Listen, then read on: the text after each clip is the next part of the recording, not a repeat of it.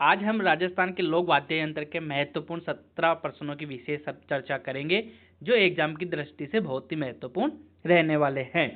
प्रश्न संख्या 1 है, मोहर्रम के अवतार पर प्रयोग में लिया जाने वाला प्रसिद्ध वाद्य यंत्र कौन सा है? नंगाड़ा, ताशा, मांदल या मंजीरा? तो प्रश्न संख्या 1 का सही आंसर हो जाएगा बी, ताशा। प्रश्न संख्या 1 का सही आंसर हो जाएगा बी। इस वाद्य यंत्र को तांबे की चपटी परत पर बकरे का पतला चमड़ा मढ़कर बनाया जाता है। इसे बांस की खपचाइयों से भी मुहर्रम के अवसर पर बजाया जाता है। ये थोड़ा सा आप याद रख लेना। प्रश्न संख्या 2 है, रावण हत्था क्या है? एक प्रकार का नृत्य, वाद्य यंत्र, एक पुस्तक का शीर्षक या स्थान का नाम? तो रावण हत्था एक प्रकार का क्या है? वाद्य यंत्र है। बात करें रावण हत्था की, तो इस वाद्य यंत्र को बनाने के लिए नारियल की एक कटोरी जो बांस के साथ लगी होती है पर खाल मंडी जाती है। बांस में जगह जगह पर खूंटियां लगा दी जाती है जिससे 9 तार बंधे होते हैं। ये भी आपको याद रखना है। इस यंत्र को बजाने वाली गज धनुष के समान होती है जिस पर घोड़े के बाल व घुंघरू बंधे होते हैं। इस वाद्य यंत्र को प्रयोग पाबू जी के अनुयायी थोरी जाति के भोपे होते हैं और डूंगर जी जवाहर जी के भोपे होते हैं। वो कथाएं बाजते समय इसका प्रयोग करते हैं। अब आपको यहाँ से एक प्रश्न यही भी याद हो गया कि पाबू जी के जो अनुयायी होते हैं थोरी जाति के, वो कौन सा यंत्र का उपयोग, वाद्य यंत्र का प्रयोग करते हैं? तो रावण हत्था का करते हैं। ये भी आप याद रख लेना। प्रश्न संख्या 3 है, राजस्थान में भाट जाति के प्रमुख कार्य है विभिन्न परिवार की वंशावली का अभिलेख करना। प्रश्न संख्या 3 का ए सही आंसर हो जाएगा। प्रश्न संख्या 3 का सही आंसर हो जाएगा ए। प्रश्न संख्या 4, क्वेश्चन संख्या 4 है कि राजस्थान में लोक वाद्य यंत्रों के विषय में कौन सा कथन सही नहीं है? एक सा कौन सा कथन है जो 3 सही है और 1 सही नहीं है? तो मैं आपको सीधा बता देता हूं, फूक वाद्य यंत्र बाकिया एवं करना को मांगलिक अवसर पर नहीं बजाया जाता। तो प्रश्न संख्या 4 का सही आंसर हो जाएगा डी, क्योंकि बाकिया सरगड़ा जाति का खानदानी वाद्य है। यह मांगलिक अवसरों पर ही बजाया जाता है, बल्कि इसमें क्या लिखा है? मांगलिक अवसर पर नहीं बजाया जाता। तो ये आप थोड़ा विशेष याद रख लेना। बाकी सब सही है। बफंग एवं रावण हत्था दोनों तद वाद्य यंत्र है, बिल्कुल सही है। अलगोजा एवं मोरचंग दोनों फूक वाद्य यंत्र है, ये भी सही है। ढोलक और नौबत नंगाड़ा एवं चंग थाप वाद्य यंत्र है, ये भी सही है। प्रश्न संख्या 5 है, निम्नलिखित में से कौन सा तत्ववाद्य नहीं है?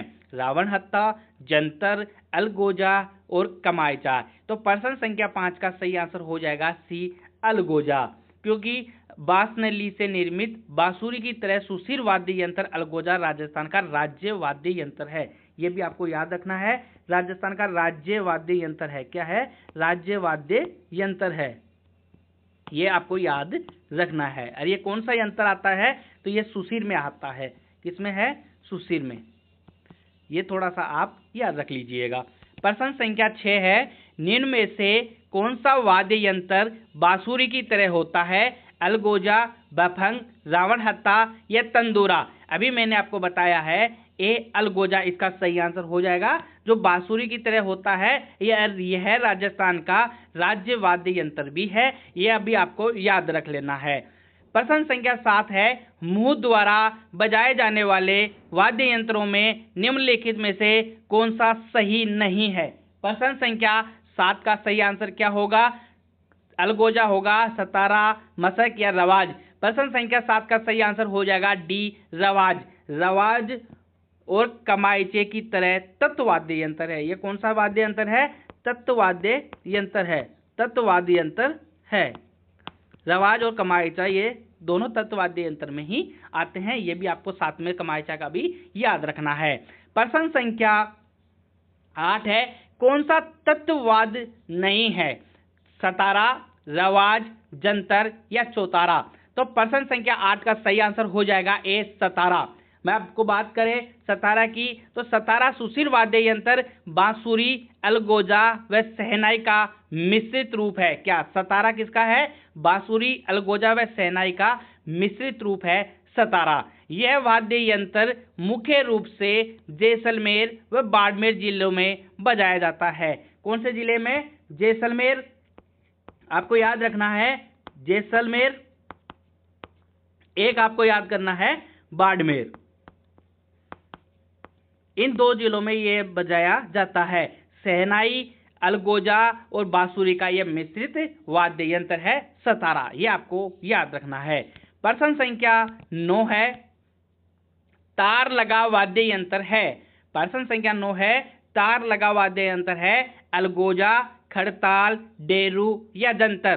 तो इसका सही आंसर हो जाएगा डी, जंतर, क्योंकि जंतर वीणा की आकृति की तरह के इस वाद्य यंत्र में 2 तंबू होते हैं जिसकी डांड बांस की बनी होती है। इस वाद्य यंत्र का प्रयोग देवजी की फड़ गाते समय गुजरों के भोपे गले में लटकाकर करते हैं। ये आपको थोड़ा सा याद रखना है। इंपॉर्टेंट प्रश्न है ये सभी एग्जाम की दृष्टि से। अगर वाद्य यंत्रों में से कहीं से भी प्रश्न पूछा जाएगा, इन्हीं में से प्रश्न पूछा जाएगा। ये भी आपको 100% गारंटी के साथ मैं बता देता हूं।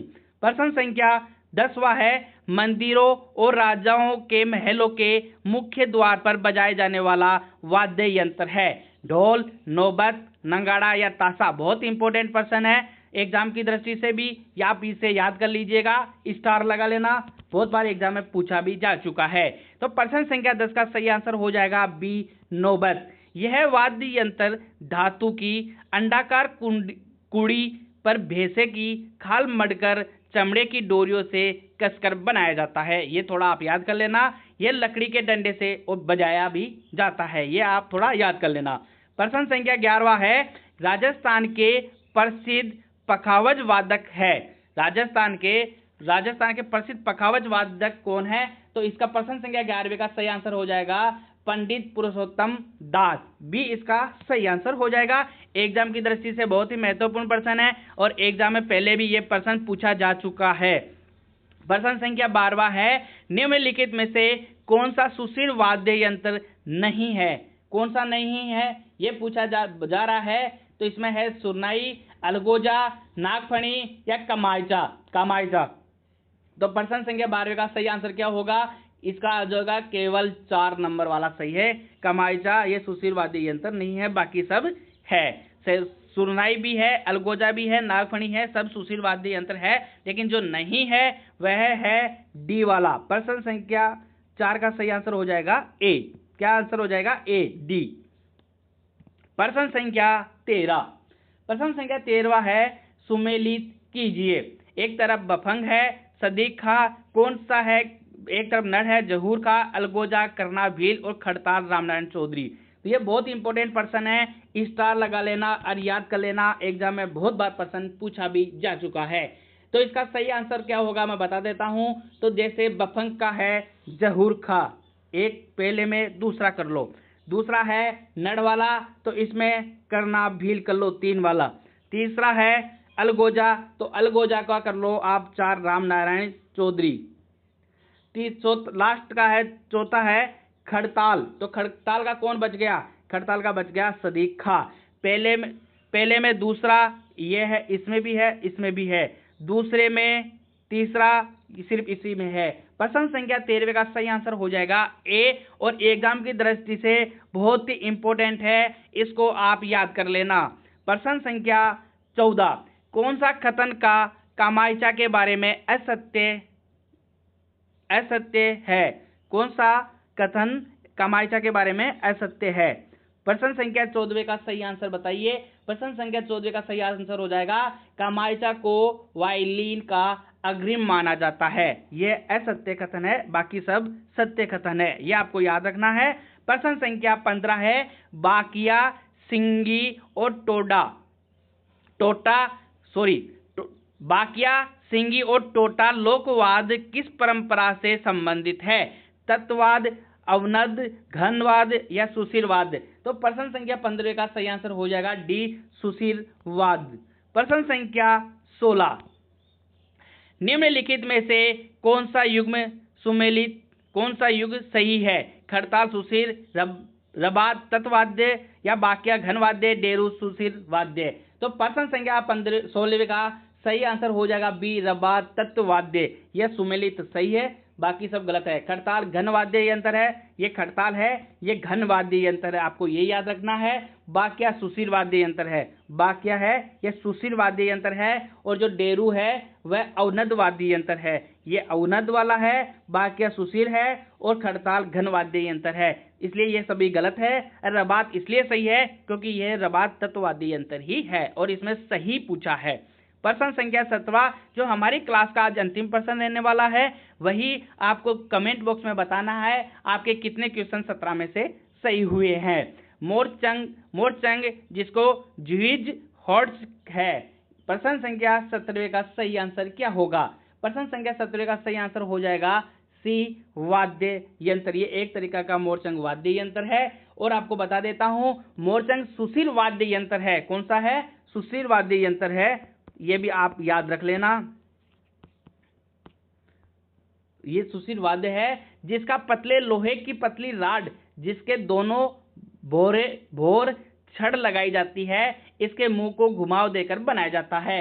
आज आपके लिए एक प्रश्न है, राम नारायण चौधरी का संबंध किस वाद्य यंत्र से है? पहले मैं ये आपको करवा भी चुका हूं, तो आपको ये भी कमेंट बॉक्स में बताना है राम नारायण चौधरी का संबंध किस वाद्य यंत्र से है, यह आप कमेंट बॉक्स में बताना।